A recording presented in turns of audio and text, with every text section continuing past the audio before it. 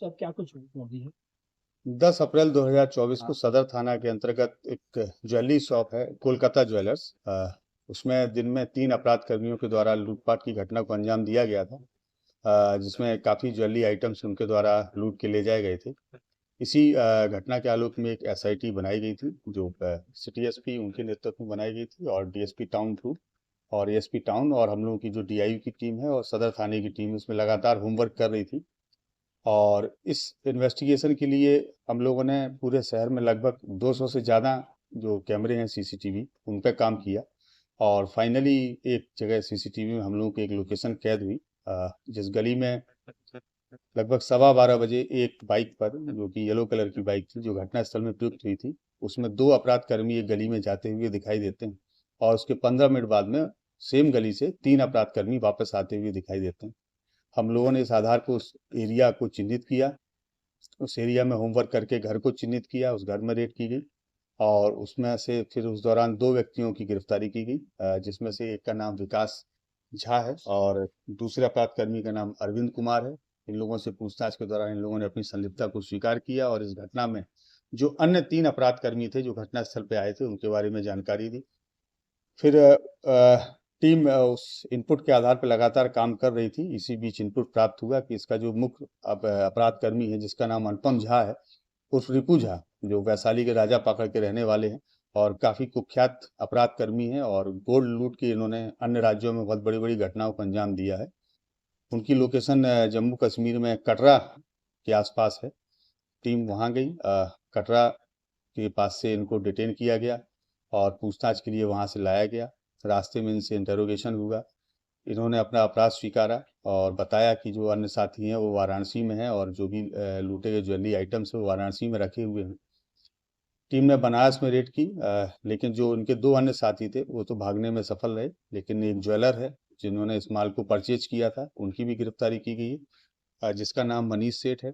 इसके अलावा एक जय हिंद मौर्य नामक एक अपराधकर्मी है जो उत्तर प्रदेश जौनपुर के रहने वाले हैं। वो बिचौलिए की भूमिका में थे और उन्हीं का ही एक वहाँ पे फार्म हाउस है जिसमें बैठ के इस पूरी योजना को अंजाम दिया गया था। तो इस प्रकार से इस पूरी घटनाक्रम में अभी तक हम लोगों ने 5 लोगों की गिरफ्तारी की है।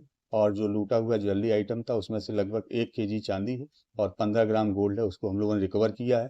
2 अपराधकर्मी इसमें अभी भी फरार हैं, जिनकी गिरफ्तारी के लिए हम लोग प्रयास कर रहे हैं। अ, कल देर रात्रि में जब इन सारे अपराध कर्मियों को जिला लाया जा रहा था बनारस से, तो उसी क्रम में आज सुबह 4 बजे जो मुख्य अपराध कर्मी अनुपम झा, इन्होंने 4 बजे शौच के बहाने से गाड़ी से उतरे और हम लोगों के पुलिस पदाधिकारी उनके बगल में खड़े थे, उनके द्वारा पुलिस पदाधिकारी को धक्का दिया गया। और धक्का दे के जमीन में जब वो गिर गए तो उनका पिस्टल निकाल के पुलिस के ऊपर फायरिंग करते हुए भागने की कोशिश करने लगे।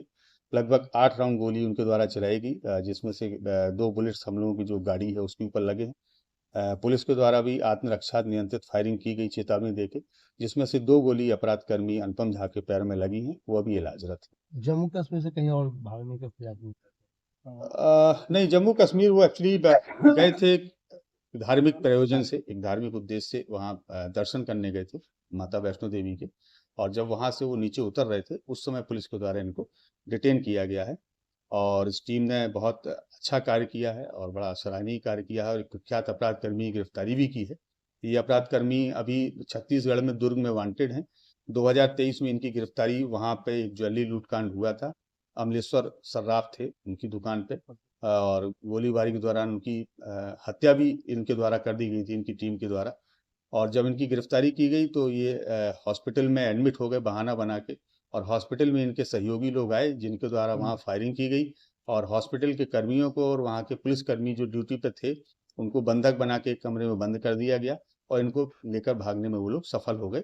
तो जो दुर्ग की टीम है वो भी शीघ्र यहाँ पहुँच रही है और जो जो केस में वांटेड है उसमें वो लोग इनको रिमांड पे लेंगे। लगातार अपराधियों को पैर में गोली मारी जा रही है।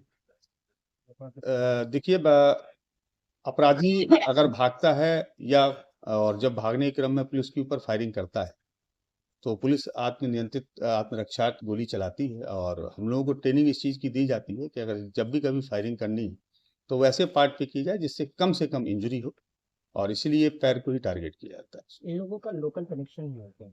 हाँ, लोकल कनेक्शन है इसमें, चूंकि ये जो मुख्य अपराध कर्मी हैं ये लोग तो बगल के ही जिले का रहने वाला है और इनके एक रिलेटिव हैं जिनका नाम विकास झा है। ये यहाँ कुर्नी में रहते हैं और विकास झा ने ही इनको जो मकान यहाँ पे है वो उपलब्ध कराया था। इसमें एक अरविंद नामक व्यक्ति भी है जिसका पहले गिरफ्तारी की गई है।